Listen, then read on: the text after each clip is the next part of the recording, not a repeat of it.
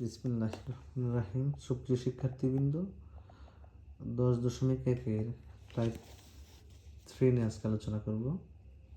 Type 3 অঙ্কটি হচ্ছে 1 + x² 8 এর বিস্তৃতির প্রথম 4টি পদ নির্ণয় করো। উক্ত ফলাফল ব্যবহার করে 1.01/8 এর মান নির্ণয় করো। তাহলে প্রথমে আমরা 1 + x² এর বিস্তৃতি করব। এখন বিস্তৃতির জন্য আমরা দুইটা প্রক্রিয়া শিখেছি, একটি হচ্ছে প্যাসকেল আর একটি হচ্ছে দ্বিপদী উপপাদ্য। তো যেহেতু এখানে নির্দিষ্ট করে দেয়নি, সেহেতু আমরা যে কোনো একটি ব্যবহার করতে পারি। তো আমি এটা দ্বিপদী উপপাদ্য ব্যবহার করে সমাধান করব।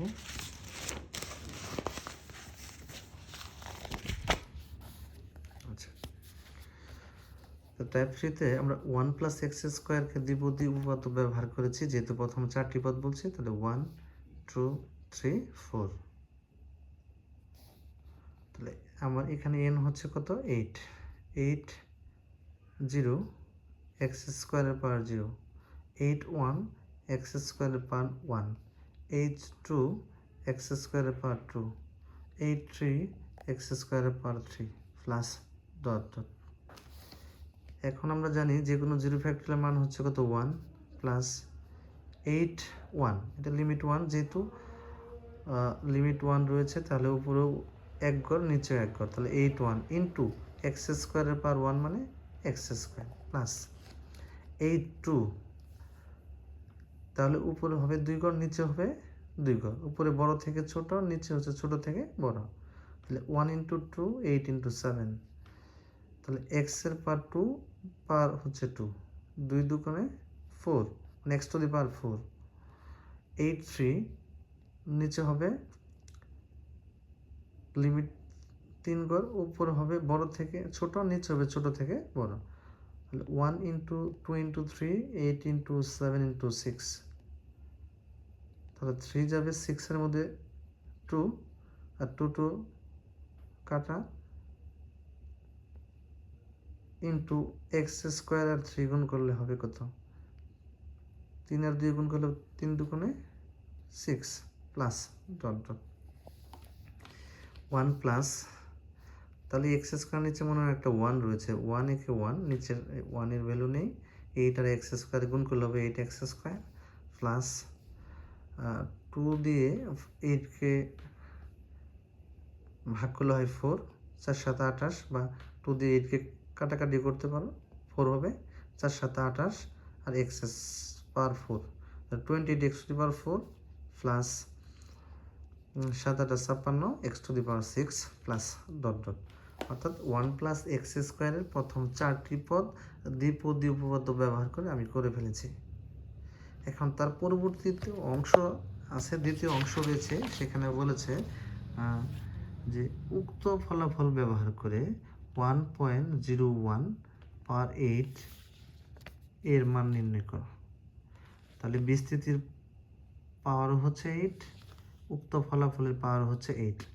দুইটা মান সব সময় যখন সমান হবে, বা এখানে আরও একটা বর্ধিত অংশ তার সাথে গুণ থাকতে পারে, কিন্তু এখানে বিস্তৃতির যে পাওয়ার থাকবে, এখানে এই বিস্তৃতির যে পাওয়ার থাকবে, উক্ত ফলাফল ব্যবহার করে এখানে যে পাওয়ার থাকবে, দুইটা পাওয়ার যদি সমান হয়, তাহলে আমরা লিখব যে প্রশ্ন মতে উক্ত পাওয়ার, বিস্তৃতির পাওয়ার = উক্ত ফলাফলের মান 0.01/8। তাহলে আমরা জানি পাওয়ার সমান পাওয়ার হলে বৃত্তি সমান বৃত্তি হয়। পাওয়ার 8 এর পাওয়ার 8, তাহলে ভ্যানিশ হয়ে যাবে। 1 + x² = 1.01, x² এখানে থাকবে +1, ডান পাশে গিয়ে -1 হবে। 1.01 থেকে 1 চলে গেলে হবে 0.01, এখানে স্কোয়ার আছে, এখানে রুট করলে হবে 0.1। এখন এই x এর মান 0.1 আমরা উক্ত বিস্তৃতিতে বসিয়ে পাই। এখন উক্ত বিস্তৃতি বলতে আমরা বুঝি যে 1 + x² 8 = এখানে যে বের করেছি one plus X square power 8 equal to প্রথম 4টি পদ যে বিস্তার করে বের করেছি সেটি আমরা এখানে লিখব। লেখার পরে যেখানে এক্স রয়েছে এখানে 0.1 স্কোয়ার, যেখানে এক্স রয়েছে 0.1 স্কোয়ার, 0.1 পাওয়ার 4, 0.1 পাওয়ার কত 6। আমরা এই লাইনে সবাই খেয়াল করবো মনোযোগ দিয়ে, এই লাইনে আমরা এক্স এর মান 0.1 বসিয়েছি, যেখানে এক্স রয়েছে তার মান 0.1 বসিয়েছি, আর প্রত্যেকের পাওয়ার যা ছিল সেটা রেখে দিয়েছি। তারপরে 0.1কে যদি আমরা বর্গ করি হয় 0.01 পাওয়ার 8 থাকবে। 1 প্লাস 0.1কে বর্গ করার পরে তার সাথে 8 গুণ করার পরে মান আসছে 0.08 প্লাস 28 এর সাথে 0.1 পাওয়ার 4কে গুণ করার পরে আসছে 0.0028 প্লাস 56 এর সাথে 0.1 এর পাওয়ার 6 এ গুণ করলে আসছে 0.000056 প্লাস ডট ডট। এখন 1 প্লাস 0.01 এর পাওয়ার 8, 1 প্লাস 0.01কে যোগ করলে হবে 1.01 যার পাওয়ার কত 8। তারপরে 1 প্লাস 0.08 প্লাস 0.0028 প্লাস 0.00056 প্লাস, অর্থাৎ আমরা এই চারটা যে মান বের করেছি চারটাকে একত্রে যোগ করার পরে আসছে 1.082856 প্রায়।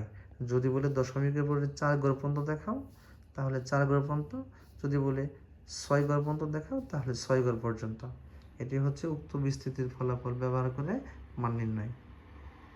অথবা আজকের ক্লাস এই পর্যন্তই। পরবর্তী আলোচনা হবে আমাদের অনুশীলনী 10.2 টাইপ ভিত্তিক আর একটি সূত্র, সেখানে আমরা আলোচনা করব। একটি দুটি সূত্র রয়েছে, সেখানে দুটি সূত্র নিয়ে আলোচনা করব। আলোচনা করার পরে সেখানে আমরা টাইপ ভিত্তিক 4টা ম্যাথ করবো ইনশাল্লাহ। আমাদের তাহলে বিস্তৃতি চ্যাপ্টার শেষ হয়ে যাবে। আর অতিরিক্ত আলোচনা করব আমরা অন্য একটু ক্লাসে, যেখানে এক্স বর্জিত পদ এবং মধ্যপদ নির্ণয় করব। তো আজকের ক্লাসে ধন্যবাদ সবাইকে। আল্লাহ হাফেজ।